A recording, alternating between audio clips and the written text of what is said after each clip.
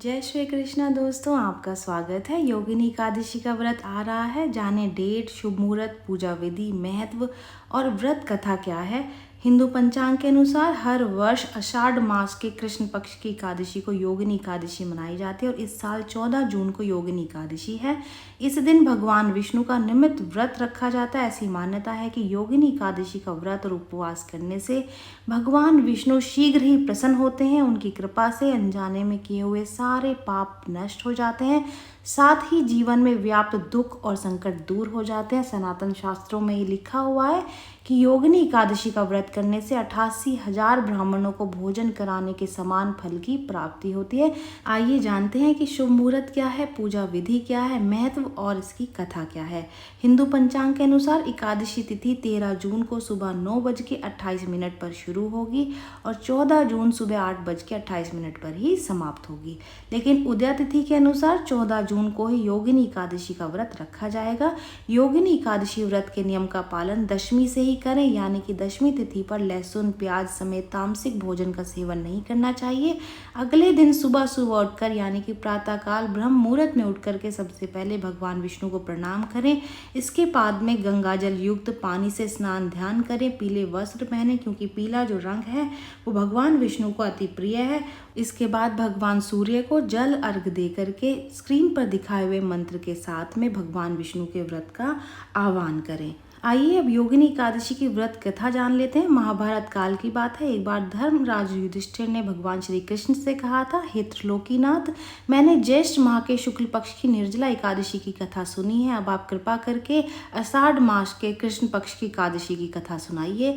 इस एकादशी का नाम और इसकी महत्व क्या है, आप मुझे ये विस्तार पूर्वक बताइए। श्री कृष्ण ने कहा, हे पांडुपुत्र, आषाढ़ मास के कृष्ण पक्ष की एकादशी का नाम योगिनी एकादशी है और इसके व्रत से सभी पाप नष्ट हो जाते हैं। ये व्रत इस लोक में भोग तथा परलोक में मुक्ति देने वाला है।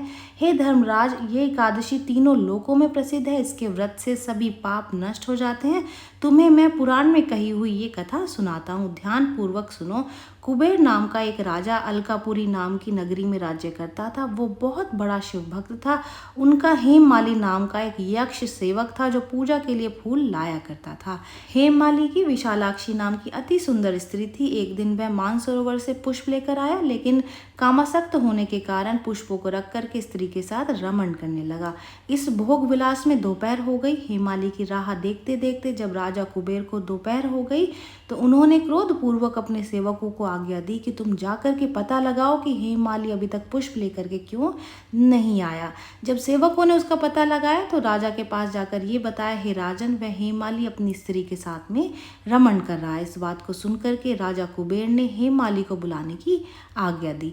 डर से कांपता हुआ हेममाली राजा के सामने उपस्थित हुआ। उसे देख करके कुबेर को अत्यंत क्रोध आया और उसके होठ फड़फड़ाने लगे।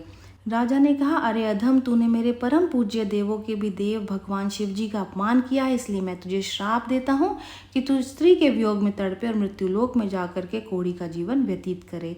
कुबेर के श्राप से वह तत्क्षण स्वर्ग से पृथ्वी पर आ गिरा और कोढ़ी हो गया। उसकी स्त्री भी उससे बिछुड़ गई। मृत्युलोक में आकर के उसने भयंकर कष्ट भोगे, किंतु शिव की कृपा से उसकी जो बुद्धि थी वो मलिन नहीं हुई और उसे पूर्व जन्म की भी सुध रही। अनेक कष्टों को भोगता हुआ तथा अपने पूर्व जन्म के कुकर्मों को याद करता हुआ वह हिमालय पर्वत की ओर चल पड़ा। चलते चलते वह मार्कंडेय ऋषि के आश्रम में पहुंचा। वह ऋषि अत्यंत वृद्ध तपस्वी थे। वह दूसरे ब्रह्मा के समान प्रतीत हो रहे थे और उनका वह आश्रम ब्रह्मा की सभा के समान शोभा दे रहा था। ऋषि को देखते ही हेममाली वहां गया और उन्हें प्रणाम करके उनके चरणों में गिर पड़ा। हेममाली को देख करके मार्कंडेय ऋषि ने कहा कि तूने कौन से निष्कष्ट कर्म किए हैं जिससे तू कोढ़ी हुआ है और भयानक कष्ट भोग रहा है। महर्षि की बात सुनकर हेममाली बोला, हे मुनि श्रेष्ठ, मैं राजा कुबेर का अनुचर था। मेरा नाम हेममाली है। मैं प्रतिदिन मानसरोवर से फूल लाकर शिव पूजा के समय कुबेर को दिया करता था। एक दिन पत्नी सहवास के सुख में फंस जाने के कारण मुझे समय का ज्ञान नहीं रहा और दोपहर तक पुष्प नहीं पहुंचा सका। तब उन्होंने मुझे श्राप दिया कि तू अपनी स्त्री का वियोग और मृत्युलोक में जाकर के कोढ़ी बनकर दुख भोगेगा। इस कारण मैं कोढ़ी हो गया हूँ तथा पृथ्वी पर आकर भयंकर कष्ट भोग रहा हूँ। इसलिए कृपा करके आप कोई ऐसा उपाय बतलाएं जिससे मेरी मुक्ति हो सके। मार्कंडेय ऋषि ने कहा, हेममाली, तूने मेरे सम्मुख सत्य वचन कहे, इसलिए मैं तेरे उद्धार के लिए एक व्रत बताता हूँ। यदि तू आषाढ़ मास के कृष्ण पक्ष की योगिनी नामक एकादशी का विधान पूर्वक व्रत करेगा तो तेरे सारे पाप नष्ट हो जाएंगे।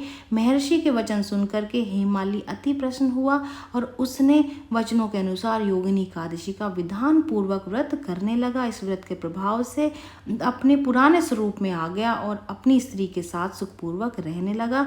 भगवान श्री कृष्ण ने कहा, हे राजन, इस योगिनी एकादशी की कथा का फल 88,000 ब्राह्मणों को भोजन कराने के बराबर है। इसके व्रत से सभी पाप नष्ट हो जाते हैं और अंत में मोक्ष प्राप्त करके प्राणी स्वर्ग का अधिकारी बनता है। ये जानकारी यहीं तक ही। उम्मीद है दी गई जानकारी आपके काम आएगी और आप इसका लाभ उठाएंगे। जो लोग वीडियो देख रहे हैं, वीडियो को लाइक कर दीजिए, चैनल को सब्सक्राइब कर दें, नोटिफिकेशन बेल को बजाना बिल्कुल ना भूलें, क्योंकि यहाँ पर इस तरीके की महत्वपूर्ण जानकारियाँ मिलती रहती हैं। तो चलिए मिलते हैं नई वीडियो में नई जानकारी के साथ। जय श्रीमन नारायण दोस्तों, जय श्री कृष्ण।